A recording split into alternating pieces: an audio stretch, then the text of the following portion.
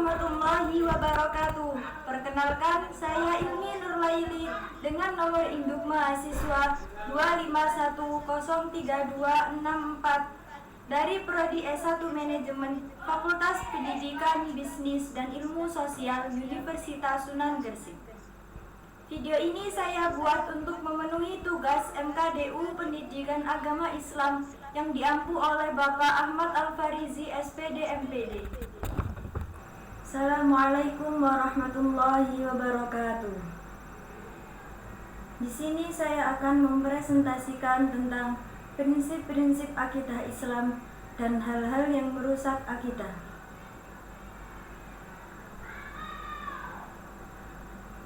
Akidah Islam adalah suatu keyakinan yang kuat umat Islam, khususnya kepada Sang Ilahi Allah Subhanahu wa Ta'ala, beriman kepada malaikat-malaikatnya, rasul-rasulnya, kitab-kitabnya, hari akhir, serta takdir baik dan buruk yang sudah ditetapkannya. Akidah Islam menyangkut banyak hal yang sangat perlu untuk dipahami umat Islam, seperti bagaimana cara kita memaknai iman, khususnya kepada 6 rukun iman, Islam dan ihsan sesungguhnya, serta bagaimana cara kita untuk menyelesaikan permasalahan di masyarakat dengan menggunakan 4 sumber akidah Islam. Untuk itu, saya menyusun makalah ini dengan harapan agar hal-hal mengenai akidah Islam yang kurang dipahami umat Islam, khususnya para pembaca, dapat dimengerti kembali dengan mudah dan dapat diterapkan dalam kehidupan di masyarakat. Pengertian akidah. Akidah secara bahasa atau etimologi berasal dari kata-kata Arab yang bermakna ikatan, kepercayaan, atau keyakinan yang kuat, mengkokohkan atau menetapkan, dan mengikat dengan kuat. Sedangkan menurut istilah atau terminologi, akidah adalah iman yang teguh dan pasti tanpa ada keraguan sedikit pun.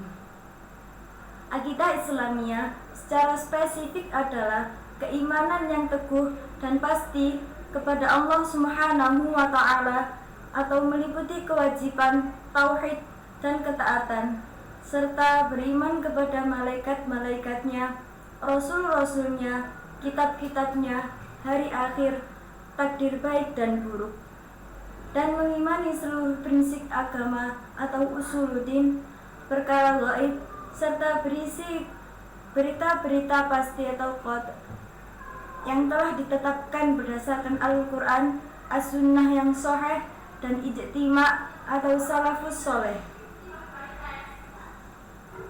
Iman, Islam, dan ihsan. 1.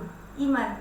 Definisi iman adalah keyakinan yang teguh dalam hati tanpa keraguan, percaya kepada 6 rukun iman, Allah, malaikatnya, kitab-kitabnya, rasul-rasulnya, hari akhir, serta takdir baik dan buruk. Mencakup perbuatan, ucapan hati dan lisan, serta amal anggota tubuh.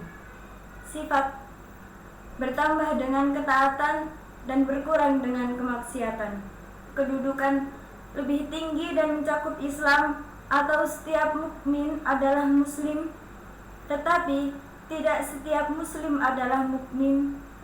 Iman tidak terpisah dari amal soleh. 2. Islam. Etimologi berarti menyerahkan diri, pasrah, tunduk, patuh, damai, dan selamat.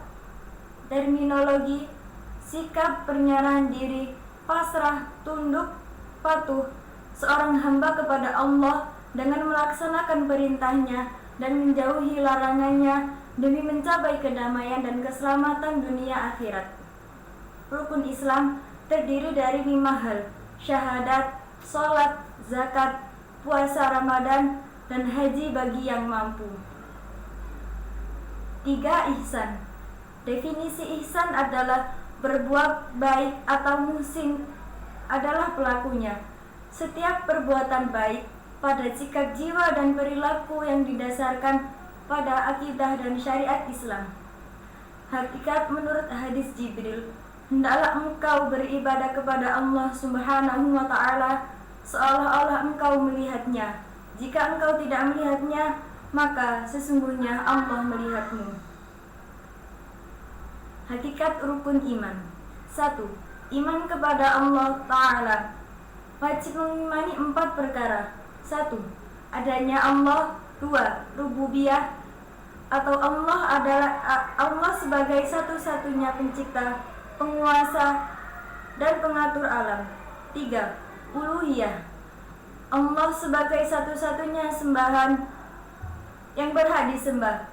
Dan 4. Asma wa sifat, mengimani seluruh nama dan sifat Allah yang ditetapkannya dan Rasulnya, serta menjauhi ta'lil, tahrif, takyif, dan tamthil. 2. Iman kepada para malaikat Allah. Wajib membenarkan wujud mereka atau diciptakan dari cahaya makhluk dan hamba yang patuh. Mengimani secara rinci atau yang diketahui namanya seperti Jibril, Mikail, Israfil, dan secara global yang tidak diketahui namanya, termasuk tugas dan amalan mereka, mengantar wahyu, mencabut nyawa, dan lain sebagainya. 3. Iman kepada kitab-kitab Allah. Mengimani bahwa seluruh kitab adalah kalamullah, bukan makhluk. Mengimani secara terperinci Taurat, Injil, Zabur, Suhuf Ibrahim dan Musa. Secara global, secara khusus, Al-Quran adalah kitab yang menghapus hukum kitab-kitab sebelumnya. 4. Iman kepada para nabi dan rasul Allah. Mengimani mereka sebagai laki-laki pilihan Allah sebagai perantara wahyu. Namun, mereka tetap manusia biasa yang tidak memiliki hak-hak keutuhan. Semua wahyu mereka benar dan bersumber dari Allah. Mendustakan ada salah satu berarti mendustakan seluruhnya. Wajib mengimani secara terperinci atau yang diketahui namanya dan global. 5. Iman kepada hari akhir. Adalah hari terakhir dunia setelah tidak ada hari lain. Hari kebangkitan untuk mempertanggungjawabkan amalan mencakup 3 perkara. 1. Alam barzah, fitnah, nikmat, dan siksa kubur. 2. Tanda-tanda hari kiamat, kiamat kecil dan besar, seperti Imam Mahdi, Dajjal, dan turunnya Isa. Dan 3. Kejadian setelah kebangkitan, mahsyar, telaga, hisab, mizan, sirat, neraka, dan surga. 6. Iman kepada takdir yang baik dan yang buruk. Wajib mengimani bahwa semua takdir baik atau buruk berasal dari Allah Subhanahu wa ta'ala. Tidak sempurna kecuali dengan mengimani 4 perkara. 1. Ilmu, Allah mengetahui segala sesuatu. 2. Kitabah, Allah telah menuliskan takdir semua makhluk di Lauhul Mahfuz. Mahfuz 50.000 tahun sebelumnya penciptaan langit dan bumi. 3. Masyiah, segala sesuatu terjadi dengan kehendak dan izinnya. Dan 4. Khalq, Allah adalah pencipta seluruh makhluk dan perbuatan mereka. Sumber-sumber akidah Islam. 1. Al-Quran. Definisi Al-Quran adalah kalamullah yang diturunkan kepada Nabi Muhammad SAW. Kedudukan Al-Quran adalah menjadi sumber pertama dan utama dalam mencari hukum. 2. As-Sunnah. Definisi As-Sunnah adalah segala sesuatu yang bersumber dari Nabi Muhammad SAW berupa perkataan atau sabda, perbuatan atau persetujuan ketetapan. Kedudukan sumber kedua dirujuk jika hukum tidak ditemukan dalam Al-Quran dengan syarat sanadnya sahih. 3. Fungsi, menjelaskan Al-Quran atau yang bersifat global dan umum dan menciptakan sebagai hukum yang disebutkan dalam Al-Quran. Contoh, mengharaman emas atau sutra bagi laki-laki. 3. Ijma, Definisi ijma adalah kesepakatan seluruh ulama mujtahid dari umat Nabi Muhammad SAW pada suatu generasi atas suatu hukum syar'i. Kedudukan ijtima. Sumber rujukan ketiga wajib diamalkan karena umat Islam tidak akan bersepakat dalam kesesatan. 4. Qiyas. Definisi qiyas: mencocokkan perkara baru dan tidak ada hukumnya dalam nas atau Al-Quran, Sunnah, atau ijtima dengan perkara lain yang memiliki hukum karena adanya persamaan sebab atau alasan di antara keduanya. Kedudukan sebagai sumber rujukan keempat. Rukun. 1. Dasar atau dalil. 2. Masalah yang dikiaskan. 3. Hukum pada dalil. Dan 4. Kesamaan sebab atau alasan. Contoh, pengharapan minuman keras lain karena memiliki sebab pengharaman yang sama dengan khamr, yaitu memabukkan. Hal-hal yang merusak akidah. Secara umum, hal-hal yang dapat merusak atau membatalkan akidah atau nawaqidul akidah atau nawaqidul Islam adalah segala bentuk keyakinan, perkataan, atau perbuatan yang bertentangan secara mendasar dengan prinsip-prinsip keimanan dalam Islam atau rukun iman dan rukun Islam. 1. Syirik, menyekutukan Allah. Ini adalah dosa terbesar yang dapat membatalkan akidah seseorang, yaitu menjadikan sekutu bagi Allah dalam hal ibadah, rububiyah atau penciptaan, pengaturan, uluhiyah atau ketuhanan, atau asma wa sifat, nama dan sifatnya. Syirik akbar atau besar adalah mengeluarkan pelakunya dari Islam. Contoh, menyembah berhala, berdoa, memohon syafaat, atau bernadar kepada selain Allah, seperti kepada orang yang sudah meninggal, jin, atau kuburan. 2. Syirik asghar atau kecil, tidak sampai mengeluarkan dari Islam, akan tetapi merusak keikhlasan dan menyamai syirik akbar dalam bahayanya. Contoh, riya atau beramal agar dipuji manusia, dan sunnah atau melakukan amal agar didengar oleh orang lain. 2. Kufur atau mengingkari kebenaran. Secara umum, kufur adalah mengingkari Allah, Rasulnya, atau ajaran yang dibawa oleh Rasulnya. Kufur ingkar adalah pengingkaran total terhadap eksistensi Tuhan atau seluruh ajarannya. Kufur nikmat adalah mengingkari nikmat yang telah diberikan oleh Allah Subhanahu wa Ta'ala. 3. Nifak atau kemunafikan.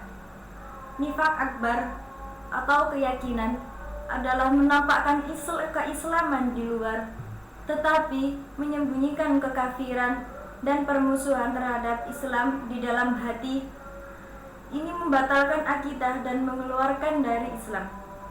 Nifak asghar atau kecil adalah melakukan perbuatan yang merupakan ciri-ciri orang munafik, seperti berbohong, ingkar janji, atau khianat ketika dipercaya. Meskipun akidahnya masih Islam, perbuatan ini merusak keimanan. Hal-hal lain yang membatalkan atau merusak akidah atau nawaqidul Islam. Beberapa perbuatan, keyakinan, atau perkataan lain yang dapat membatalkan keislaman seseorang atau murtad menurut para ulama di antaranya. 1.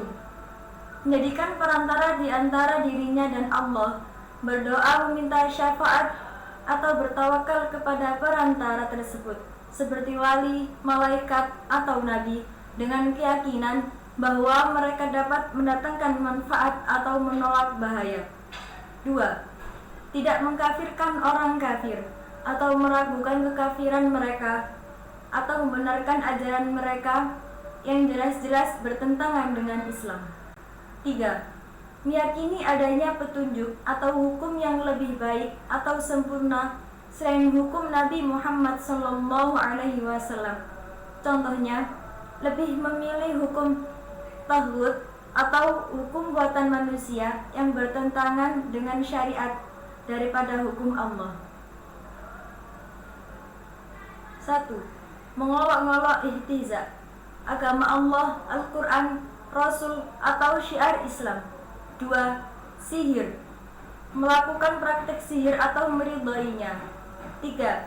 Membantu orang kafir atau musyrikin untuk menerangi kaum muslimin. 4. Meyakini bahwa sebagaimana manusia boleh keluar dari syariat Nabi Muhammad SAW, seperti keyakinan bahwa Nabi Khidir dibolehkan keluar dari syariat Nabi Musa. 5. Berpaling dari agama Allah, tidak mau mempelajari dan tidak mau mengamalkannya secara total. 6. Bid'ah, memperkenalkan ajaran baru dalam agama yang tidak ada dasarnya dari Al-Quran dan Sunnah yang sahih. 7. Hufarat dan tahayul, percaya kepada hal-hal mistis atau ramalan yang tidak berdasar pada dalil syar'i, seperti percaya pada ramalan nasib atau benda keramat. Kesimpulan, seorang hamba Allah harus memiliki keimanan yang teguh. Namun, sebelum mewujudkan hal tersebut, perlu mewujudkan keislamannya yang berkaitan dengan unsur-unsur pembentukannya, yaitu rukun Islam. Sehingga sudah jelas jika pelaku keimanan adalah pelaku keislaman, dan sebaliknya, pelaku keislaman bukan pelaku keimanan. Dalam menggunakan sumber akidah Islam, perlu dipahami urutan untuk menentukan sumber mana yang akan diambil terlebih dahulu. Yang pertama adalah Al-Quran. Jika di dalamnya tidak dapat hukum permasalahan yang dicari, maka kita harus mengambil As-Sunnah untuk sumber akidah kedua. Untuk sumber akidah ketiga yaitu ijma. Para ulama jika pada kedua sumber hukum sebelumnya memiliki penjelasan yang kurang jelas, dan untuk kias digunakan sebagai sumber hukum keempat jika tidak mendapatkan nas dalam suatu hukum dari satu permasalahan, baik di dalam Al-Quran, Sunnah, maupun ijma. Sekian dari saya. Wassalamualaikum warahmatullahi wabarakatuh.